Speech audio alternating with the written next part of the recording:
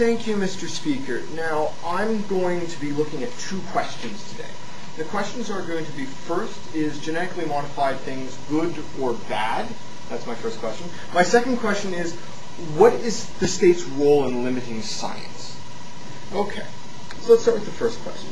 Is GM products good or bad? And this was sort of what the first half of this debate came down to.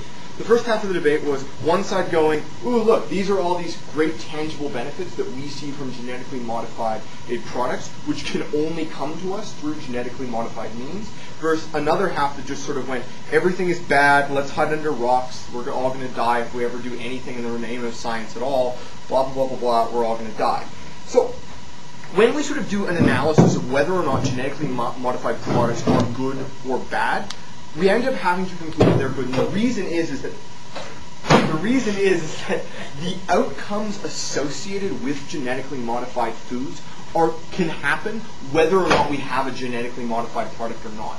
The mere technique of genetically modifying something is not an actually different step. It's merely a speeding up of a process that already exists naturally and already has been used by human use for thousands and thousands of years.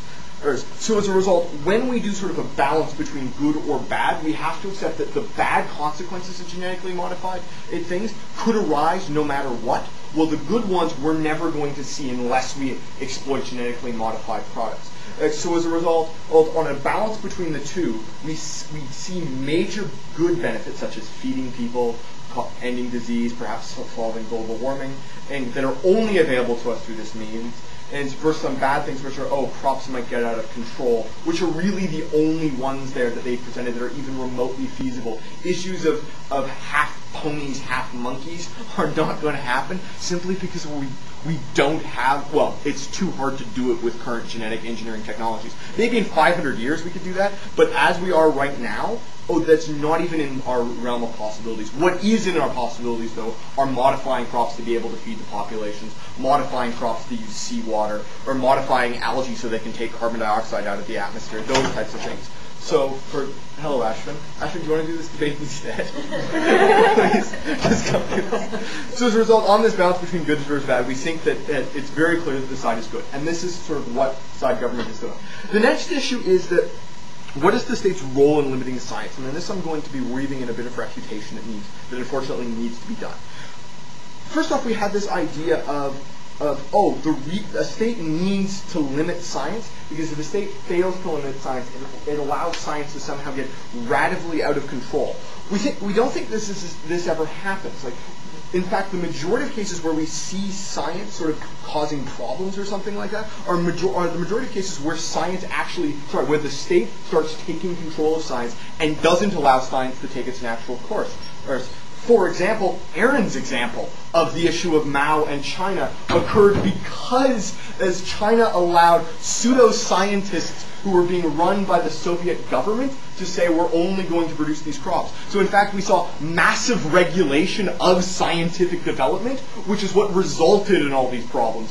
Rather than allowing scientists who knew what they were doing to go through, and I'll get into a moment, Pat, and actually experimenting with these things through a scientific method, we had forced politicization of a process which actually resulted in all the bad things that Aaron brought up. Sure. But science has done countless things that have caused huge amounts of problems for humanity. Why would we allow them to do something that's so big and so dangerous without any regulation?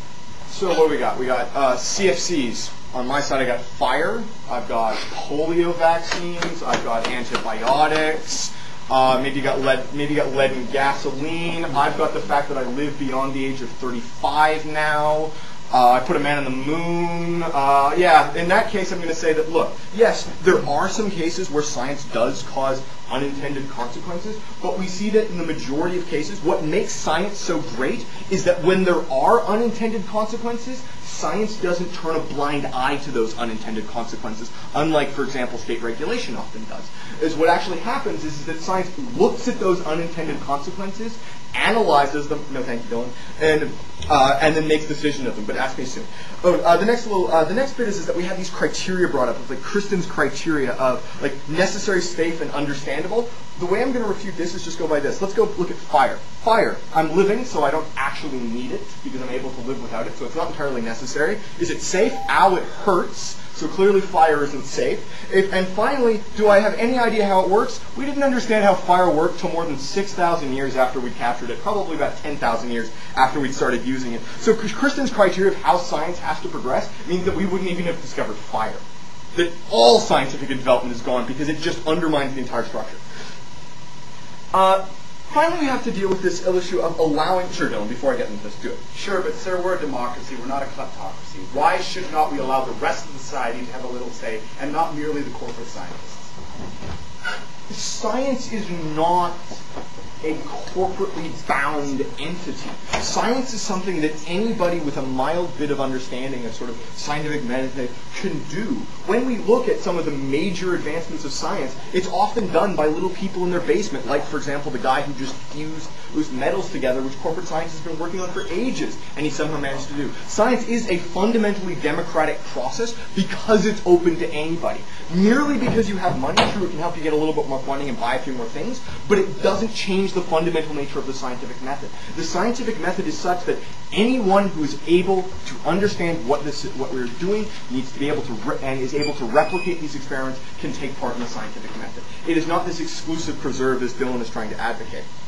So finally, what it really comes down to is that we need to allow science to be science. You need to allow science to progress and fall through. You do not regulate the method by which you have scientific discoveries. What you can regulate, and what both Emily and Robbie have been harping on, and a bit Ian to an extent, is that you only regulate the outcomes of something, so that if something negative is produced, you regulate that, but you don't regulate the method by which you arrive at that thing. For example, nuclear weapons. You regulate the use of nuclear weapons, you regulate which nations can have them, how people can use the technology, sure. But you don't regulate the scientific knowledge which leads to an understanding of how that works. When you regulate knowledge itself, you undermine those lovely democratic principles that Dylan was going on about. So, for the fact that we can see that, yes, on a cost-benefit analysis, the good far outweighs the bad of genetic modification, and the fact that any form of limitation in science fundamentally undermines it, we beg to propose